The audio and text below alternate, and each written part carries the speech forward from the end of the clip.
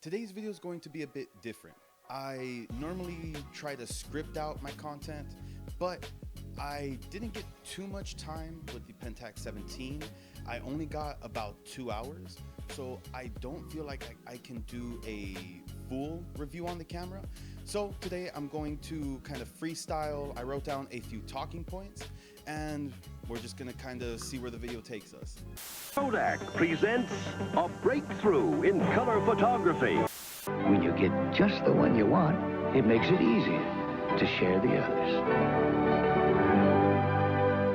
The Pentax Emmy is so automatic. The only thing that's frightening is how easy it is to use.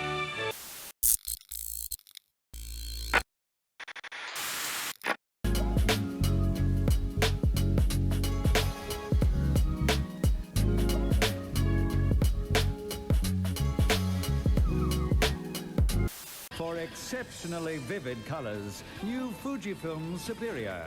I just finished shooting with the Pentax 17 for the first time. It was a very interesting experience. I'm gonna yap about it a little bit and hopefully provide some sort of commentary as to the shooting experience. I didn't get much time, while I rewind it, I didn't get much time with it.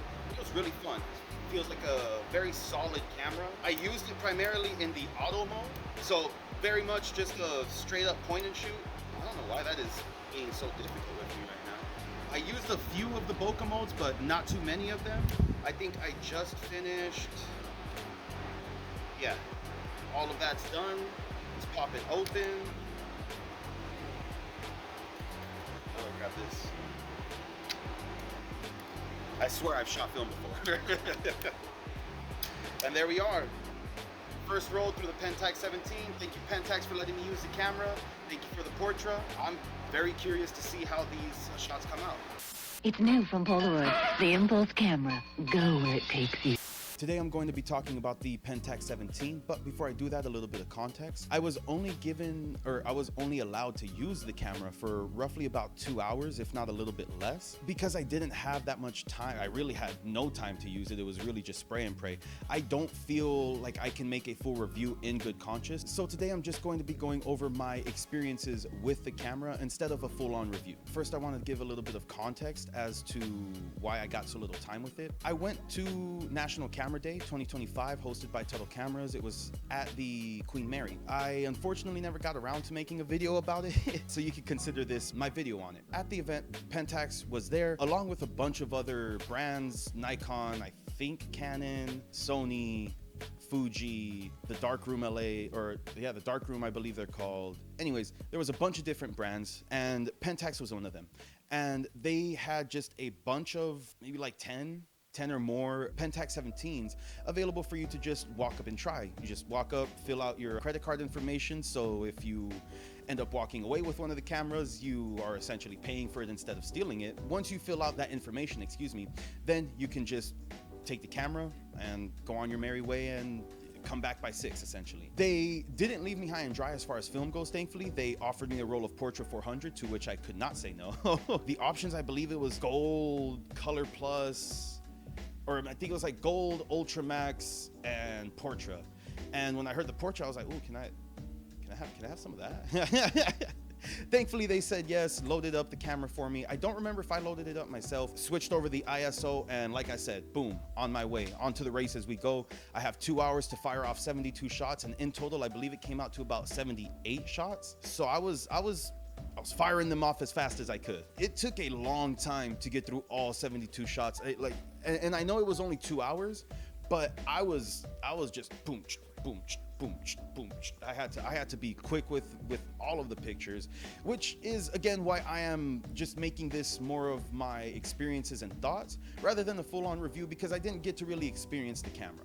A film for vibrant color, sharp, detailed color.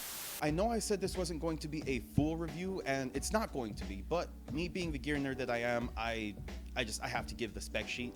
So I have it written down here. It is the Pentax 17 is a half-frame point-and-shoot camera released in 2024, and it was actually one of only 2 film cameras released that year. Now, before I move on, what is a half-frame camera? A half frame camera just means that the camera that you are using takes double the shots and uses half the resolution. So if a normal picture is taken on 8 perforations, a normal 35mm stills picture is taken on the space of 8 perforations, this camera is going to take up the space, or this camera is going to take a picture that takes up the space of 4 perforations. So instead of 36 by 24mm, it's roughly going to be about 17 by 24mm, hence the name Pentax 17. That format it can be a divisive format. Some people love it, some people hate it. I personally love half frame format. I have 3 half frame formats that I'm going to get into a little bit later: the Ektar H35, H35N, and the Olympus Pen EE3. It's a point and shoot. So for as many dials as this camera has, you're really not going to be dialing in any exact shutter count or shutter speeds or aperture values. It really is just going to be a step above automatic, essentially. Continuing on with the specs, the camera has a built-in flash, and the lens is 25mm, which is roughly about 36 to 37mm full frame equivalent, and the max aperture of 3.5, which is a good aperture, but I would have liked to see a 2.8 max aperture, but what can you do? The threading on the lens is 40.5mm if you want to go finding a UV or a crazy color filter, and the camera uses a CR2 battery. The camera has a few different modes that I didn't really try out. I really didn't have the time to try them out, so I'm not going to go over them. Again, this isn't a full review. The ISO ranges from 50 to 3200 with an exposure compensation meter of plus or minus 2 stops. I've seen that in reality that pushes the ISO meter from about 12 to 12,500 or something like that. I don't really mess with exposure compensation meters, so to me the ISO meter is 50 to 3200. If you do, there's that. Now, for the most divisive aspect of this camera, the camera does not feature autofocus. It has a zone focusing system. Again, I didn't really use, because if you leave the camera in auto, from what I had seen, I don't remember which video it was from, or else I would have linked it, but I was doing a lot of research on the camera at the time before I got to shoot it. I had seen that roughly if you just leave the camera in auto mode, you don't have to worry about focusing the camera. It kind of does it for you. So that's really what I did, and I didn't really try using the zone focusing system. I tried on one picture and it didn't really work out. So I understand why the zone focusing system is so divisive. I just didn't have enough time to to form my own thoughts or opinions on that, because again, I just left it in auto and essentially just used it as a full-on point and shoot. Going into my thoughts on the actual build quality of the camera. The camera is very light, which I personally enjoy. When I'm taking around a fun point and shoot, I'm not looking to lug around like a chunky hunk of whatever, be it plastic, metal, magnesium, titanium, whatever it is.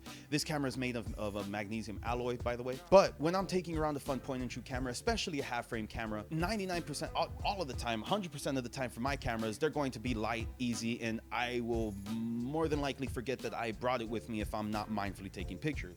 But that lightweight to me does not feel like it comes with the trade-off of sturdiness or robustness. I didn't drop the camera. Let me not hit that. I didn't drop the camera, thankfully, while I was using it, so I didn't have to pay for any damages. But I feel like if I did end up dropping the camera, it's going to take a few hits, and it's not even going to it's going to laugh them off, honestly. That's what I feel like. I have nothing to back that up, but that is just how robust the camera feels in my hands. Going to the size, it felt ergonomically shaped, but still like very compact. I found myself slipping it into my back pocket of my jeans pretty often, and when I wasn't actively trying to spray and pray, I did find that I forgot that I had it in my back pocket a couple of times, to where I started slipping other things in my back pocket, and if I wasn't careful, I would have scratched it, and I didn't want to pay for it. So I'm glad I didn't scratch it. But just to speak again to how lightweight and robust the camera is that even if I did throw some things in my back pocket, it wasn't going to damage the camera functionally. It was just going to be cosmetics. The film advance lever was really nice. I don't personally own any cameras that have a film advance lever. All of my cameras are either automatic feed, or I don't know what to call this, the wheel feed, like a disposable camera. But that wheel advanced mechanism, or I even have my 120 folding camera that you have to twist this knob in order to advance the film. But none of my cameras are lever advanced cameras. And this camera made me realize that I'm missing that in my life. I really enjoyed the tactile feeling of snap, advance, snap, advance. And I believe it was just a one advance. You didn't have to snap, advance it twice, snap, advance it twice. I believe it was just one lever advance. Moving into picture quality. The lens is great. I found it to be nice and clear and crisp, as one would expect from Pentax. My only negative is kind of unavoidable. When you point the lens at the sun, I don't know what the official name for this is, but I found that it creates what I've deemed or termed as starbursting. If you do know what the actual name for that is, please let me know in the comments. I'd love to know what the actual name for that is. But I found that this also happens with the Ektar H35, H35N.